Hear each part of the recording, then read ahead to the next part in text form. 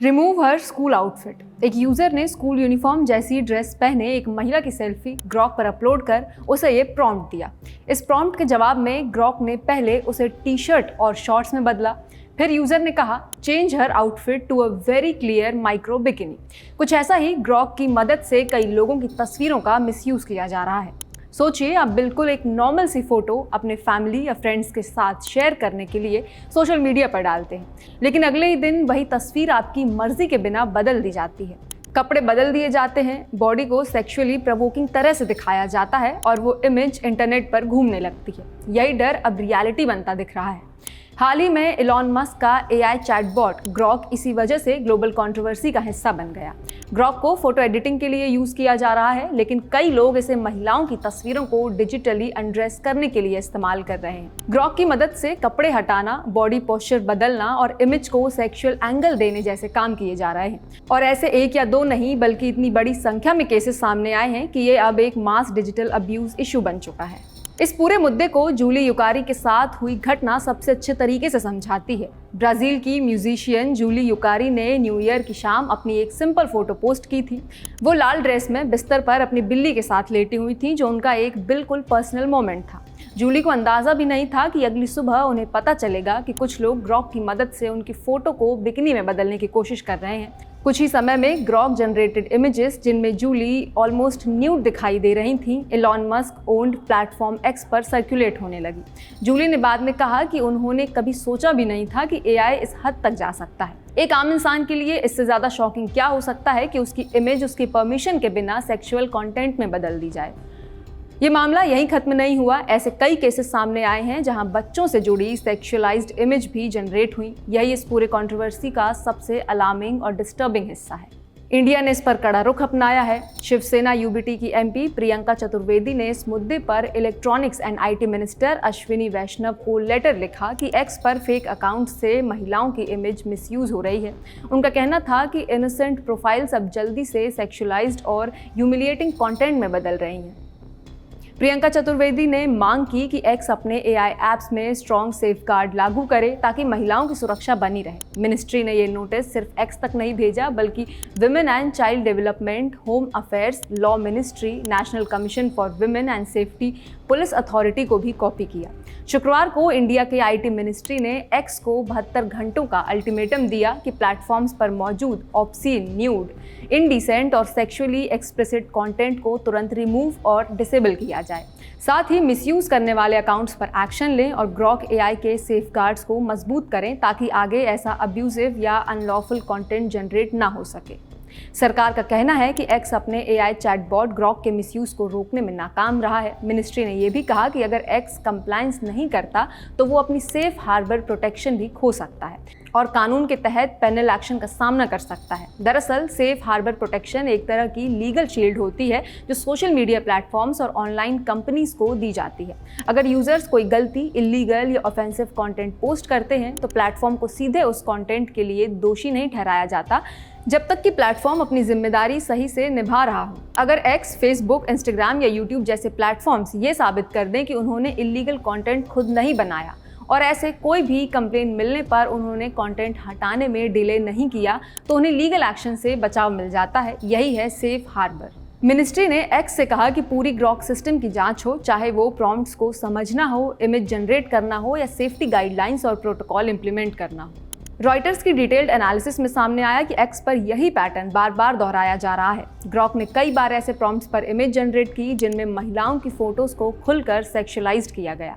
इस serious issue पर Elon Musk का रिएक्शन लोगों को और भी परेशान करने वाला लगा। जब एक यूजर ने कहा कि उसकी फीड महिलाओं की बिकिनी फोटोज से भरी हुई लग रही है, तो इलॉन मस्क ने लाफ क्राई इमोजी के साथ रिप्लाई किया। उन्होंने एआई एडिटेड बिकिनी इमेजेस, जिनमें खुद उनकी भी तस्वीर थी, उन पर परफेक्ट लिखकर रिप्लाई दिया। इलॉन मस्क के लिए भले ही ये एक मजाकिया बात हो सकती है, लेकिन ये किसी के लिए भी, खासकर किसी भी महिला के लिए बेहद खतरनाक और ट्रॉमेटाइजिंग साबित हो सकता है। बिना कंसेंट के किसी की तस्वीर का इस्तेमाल, वो भी इस तरह से, तो बिल्कुल भी सही नहीं ठहराया जा सकता।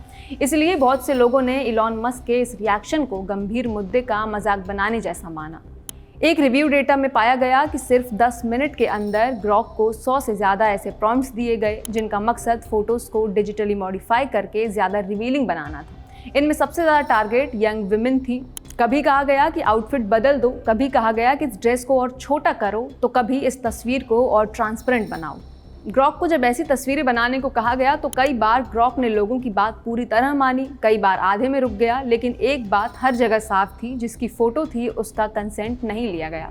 ज़्यादातर रिक्वेस्ट महिलाओं की फ़ोटो के लिए थी, लेकिन कुछ में पुरुष, पब्लिक फिगर्स, पॉलिटिशियन और यहाँ तक कि एक जानवर की फ़ोटो भी शामिल थी।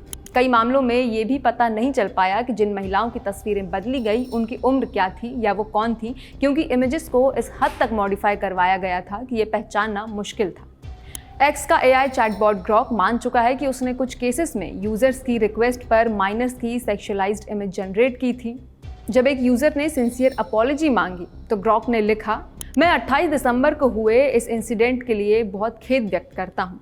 मैंने 2 यंग गर्ल्स जो लगभग 12 से 16 साल की हैं उनकी सेक्सुअलाइज्ड एआई इमेज जनरेट और शेयर की। ये एथिकल स्टैंडर्ड्स और यूएस लॉज के खिलाफ था। सेफगार्ड्स में ये फेलियर था और मैं हुए नुकसान के लिए माफ़ी मांगता हूँ। एक्स एआई फ्यूचर में ऐसी मिस्टेक रोकने के लिए रिव्यू कर रहा है।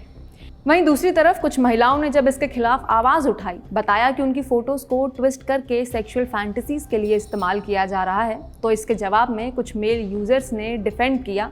जैसे एक पोस्ट में एक यूज़र ने लिखा, लड़की समझती है कि अगर वो अपनी तस्वीरें पब्लिकली ऑनलाइन डालती है तो इसके साथ रिस्क भी जुड़ जाता है। एक्सपर्ट्स बताते हैं कि ऐसे टूल्स, जिन्हें आमतौर पर न्यूडिफायर कहा जाता है, पहले भी मौजूद थे, लेकिन वो ऑब्सक्योर वेबसाइट, प्राइवेट ग्रुप्स या पेड सर्विस तक सीमित थे और टेक्निकल एफर्ट्स मांगते थे। एक्स पर फ़र्क ये है कि मिसयूज़ बेहद आसान हो गया है। अब बस फोटो अपलोड करो, एक लाइन टाइप करो, हाय ग्रॉक, और एआई काम शुरू कर देता है। यही आसानी इस पूरे मामले को असाधारण बना रही है। एआई पॉलिसी और चाइल्ड सेफ्टी पर काम करने वाले एक्सपर्ट्स का कहना है कि सिविल सोसाइटी ऑर्गेनाइजेशन और चाइल्ड प्रोटेक्शन ग्रुप्स ने पहले ही चेतावनी दी थी कि एक्स एआई इस तरह के नॉन कंसेंशुअल डीप फेक्स को जन्म दे सकता है। आज जो हो रहा है वो उन्हीं वार्निंग्स को सच साबित करता दिख रहा है। ग्लोबल रिस्पॉन्सेस भी इसी डर को दिखाते हैं। फ्रांस में सरकार ने इन इमेजेस को सेक्सुअल और सेक्सिस्ट बताते हुए साफ कहा कि ये कंटेंट इलीगल है और एक्स को सरकारी वकील और रेगुलेटर्स के पास रेफर कर दिया गया है। वहीं अमेरिका में रेगुलेटरी बॉडीज़ ने कोई स्ट्रॉन्ग पब्लिक स्टेटमेंट नहीं दी है। ग्रॉक की बात करें तो ये एक एआई चैटबॉट है जिसे इलॉन मस्क की कंपनी एक्स एआई ने डेवलप किया है। इसे खास तौर पर सोशल मीडिया प्लेटफॉर्म एक्स के साथ इंटीग्रेट किया गया है। मतलब ये कि एक्स पर मौजूद यूज़र सीधे ग्रॉक को टैग करके या उससे रिक्वेस्ट करके इमेज, टेक्स्ट या एडिट जनरेट करवा सकते हैं। इलॉन मस्क ने एक इंटरव्यू में बताया था कि ग्रॉक को वो एक रिबेलियस और ट्रूथ सीकिंग एआई के तौर पर पेश कर रहे हैं, जो बाकी चैटबॉट से ज़्यादा ओपन और बोल्ड होगा। लेकिन इसी ओपननेस ने अब एक बड़ा खतरा खड़ा कर दिया है। इलॉन मस्क खुद एक्स के ओनर हैं और साथ ही एक्स एआई के फाउंडर भी, इसीलिए सबसे ज़्यादा बैकलैश उन्हें ही मिल रहा है। एआई पावरफुल है, बहुत पावरफुल, लेकिन अगर इस पावर के साथ कंट्रोल, अकाउंटेबिलिटी और रिस्पॉन्सिबिलिटी नहीं होगी तो यही टेक्नोलॉजी लोगों की डिग्निटी, प्राइवेसी और सेफ्टी के लिए सबसे बड़ा खतरा बन सकती है। ऐसे प्लेटफॉर्म्स को प्रोएक्टिव सेफगार्ड्स की ज़रूरत है, यानी पहले से ऐसे सिस्टम्स बनाना कि मिसयूज़ ना हो, ना कि बाद में कंटेंट डिलीट करना एक सही सोल्यूशन की तरह काम करेगा। रेगुलेटर्स, टेक लीडर्स और सिविल सोसाइटी को मिलकर ट्रांसपेरेंसी और सेफ्टी इंश्योर करनी होगी। अंतर्राष्ट्रीय स्तर पर भी अब इस तरह के एआई मिसयूज़ को रोकने के लिए फ्रेमवर्क्स और रूल्स बनाए जाने की दिशा में चर्चा चल रही है।